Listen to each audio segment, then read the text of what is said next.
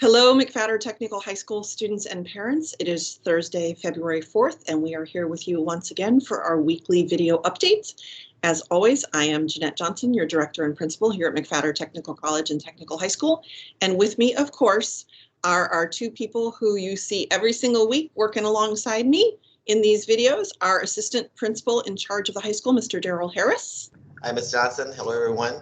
Good morning. And our magnet coordinator, Miss Lily DeCastro. Hi, how are you? I'm great. How are you doing? I'm wonderful. I want to thank everyone who has reached out to our counselors for National School Counselor Week, and we really appreciate the love. So thanks to everybody. Absolutely. We mentioned it last week, and we've had a lot of people respond, and it's helping our Counseling Embrace team feel the love, as you say. So we're very grateful for everyone for acknowledging the work they do and supporting our students and our families. So we have a few things we wanted to go through this week for all of you. We'll start with a couple of date reminders of official school documents that have been released. And for that, I'm turning it over to Mr. Harris for those reminders. Thank you. So parents, yesterday, the report cards were issued yesterday. So they should be available for your students and virtual counselors. So make sure you take an opportunity to look at those report cards and see how well the students did last quarter and on their exams, and any areas you want to see that they can continue to work on for this upcoming semester. Also, interim reports will be coming out this upcoming Tuesday, and that's on Tuesday, February the 9th. And those will also be available in virtual counseling for the students. And that's just a snapshot of how your students are doing at that particular date and time. And also there's lots of time and opportunities for them to even improve how they're doing. And hopefully they all have A's right now, but that's just a snapshot. But we want to make sure that you have that information available and take a look at it for your students. Absolutely. Okay, great. Thank you so much. No it is, as we said, February, cold day as we're recording this, which means we're more than halfway through the year. And of course, it's a very strange year, very unusual year in many ways. And one of the things we wanted to go through a little bit today relates to the issues around school photos, school pictures, whether students would be getting their own packages or even just getting their pictures taken for the yearbook. And so we're going to talk about two separate things. And I know Ms. DeCastro has the information. We're going to talk about the process for seniors and then the process for underclassmen. Historically, for seniors, an outside company has a studio that the seniors go to and get their photos taken, whereas underclassmen photos are usually taken here on campus. So we need to explain how that's working in this very unusual year with an additional unusual layer related to our senior photos. So let's start there, Ms. DeCastro. Okay, and I was opening up an image that had closed up so I can give better details. Good news, several of our seniors had their senior photos taken earlier in the year. Unfortunately, the company has closed its doors and gone out of business, but they're a small family-owned company, and they have been very good and reached out to us. We've spoken with them, and they are going to honor the packages that people have purchased. Ms. McColgin or someone on the yearbook team will be reaching out to the families once we have those in our possession. So don't worry, they are working on them. If there's a question in particular about your package, you can either email Ms. McColgin at DANIELLE.MCCOLGIN@browardschools.com, or you can email me and we will get more details. It is going to be a little bit longer, but we don't want anybody worried. So that's for families that have already sat for and paid for a package. Correct. They will get them delivered to them with information coming from the school. Okay. Correct. Now, for seniors who've either not already sat for photos or didn't get a package, that next group of people. Absolutely. So Ms. McColgin will be reaching out to the people who did not take a photo to see if they would like to come in and get a senior picture taken. Have ordered, well, she has ordered materials to be able to make those professional photos that are consistent with what a senior picture would have, which are like tux tops, drapes, cap and gown. So we will reach out once those items are in. Fortunately, you know, of all the schools, we are the one technical college that has a photography program. So we can still do for our students who haven't taken those photos exactly what a private studio can do in images and shots and quality.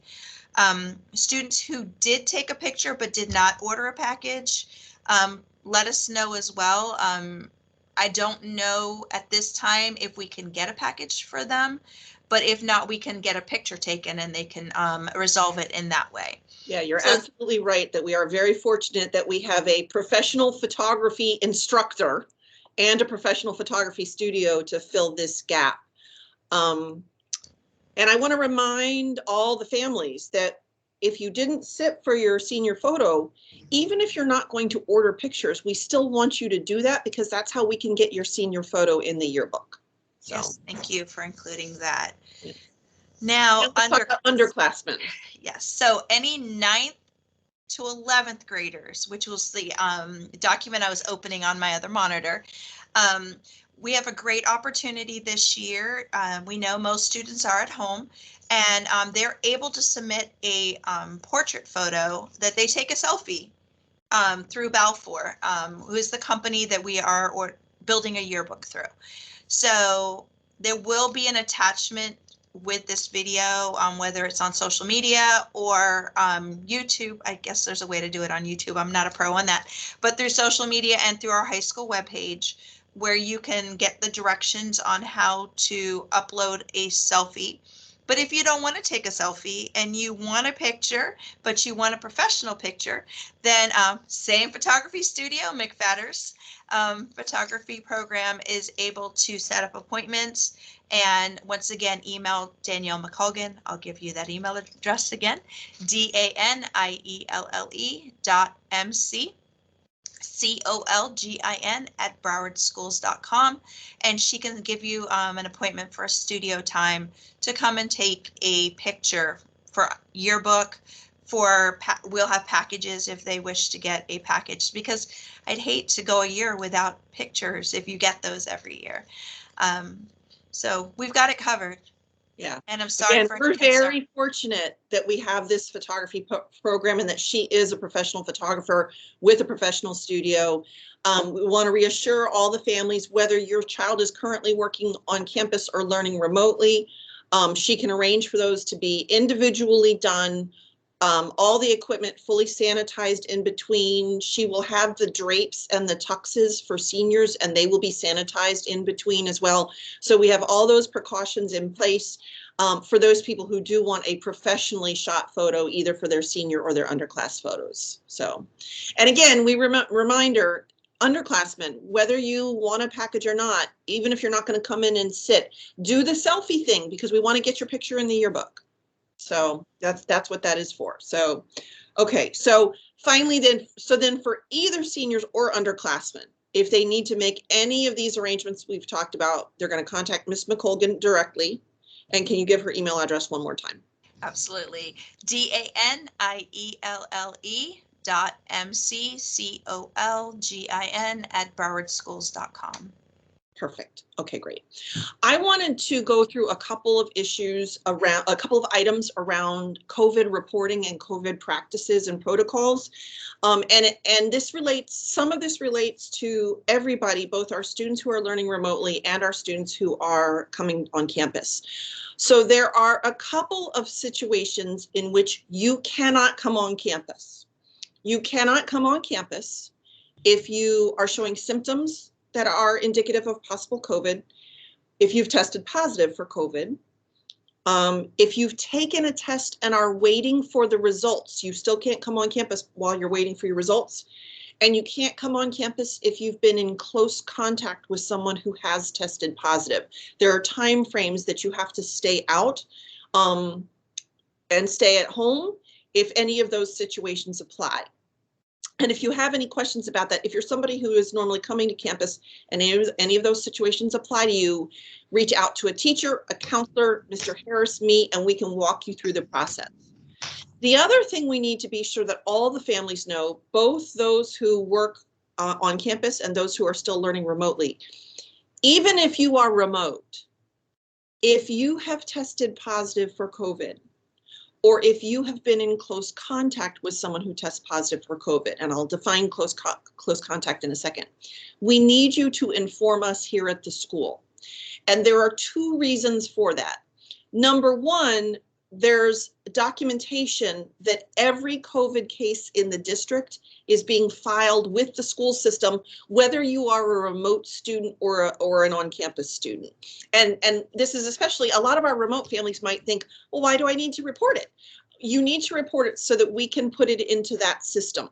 The other reason we need to know is, even if the student has not been on campus, we might need to have a conversation about anyone else that student might have interacted with to determine if they've got a close contact who may be coming on campus.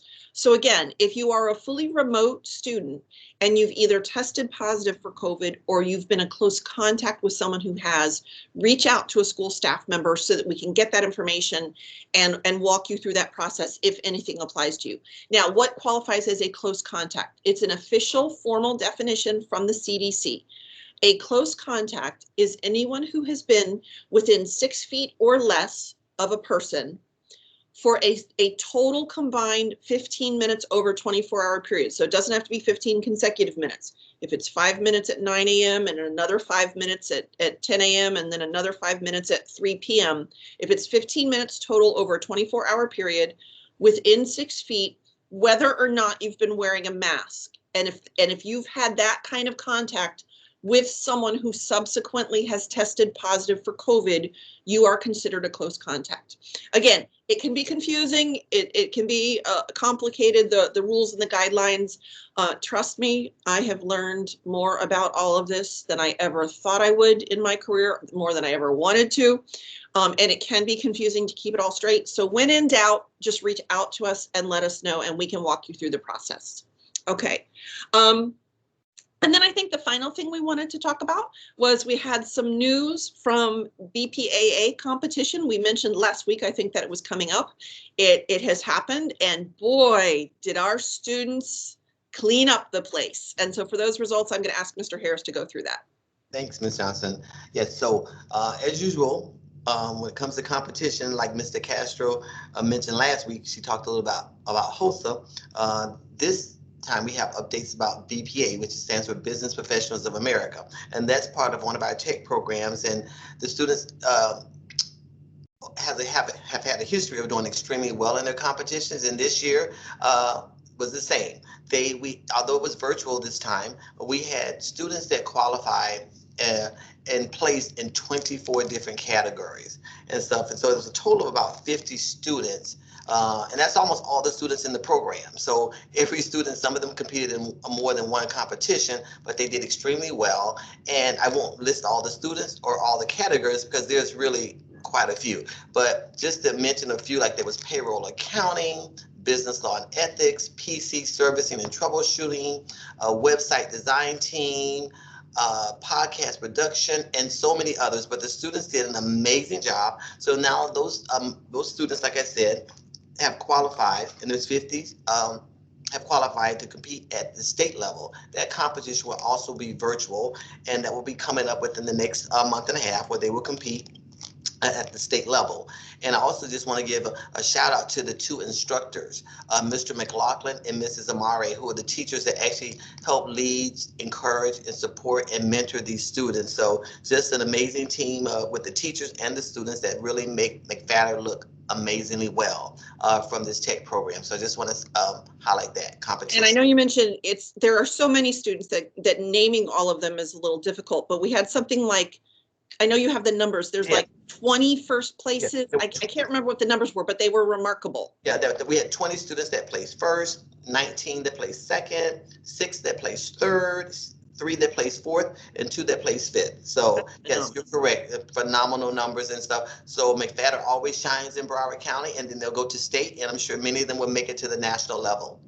And I know all 3 of us are so proud of all of our students in any of the competitions, but I also want to mention, I know Mr. Harris, you have a particular soft spot for BPA, because before Mr. Harris became an administrator, he taught the business program and started the BPA here on our campus. So I know that you must feel a particular soft spot for those students. Yes, and I do, and I'm excited for them, as we all are, Mr. Castro, Ms. Johnson, as well as the entire staff here at McFatter. But the kids do an amazing job, and in the midst of everything else, we can see they still perform. They know what they need to do, they prepare, and they represent themselves. They represent their families as well by how well they perform in these competitions. So kudos to all of our amazing students and teachers that lead these programs. Absolutely, we're very proud of all of them. And I think that's all we were going to go through this week. Did I miss anything, Mr. Harris or Mr. Castro? You're good. No. Okay. Well, with that, then we will sign off for the week. We will be back here next Thursday, February 11th, for next week's update. Meantime, everybody, it's about to warm up, so stay warm, and we'll see you in a week. Bye-bye, everybody. Bye-bye. Bye.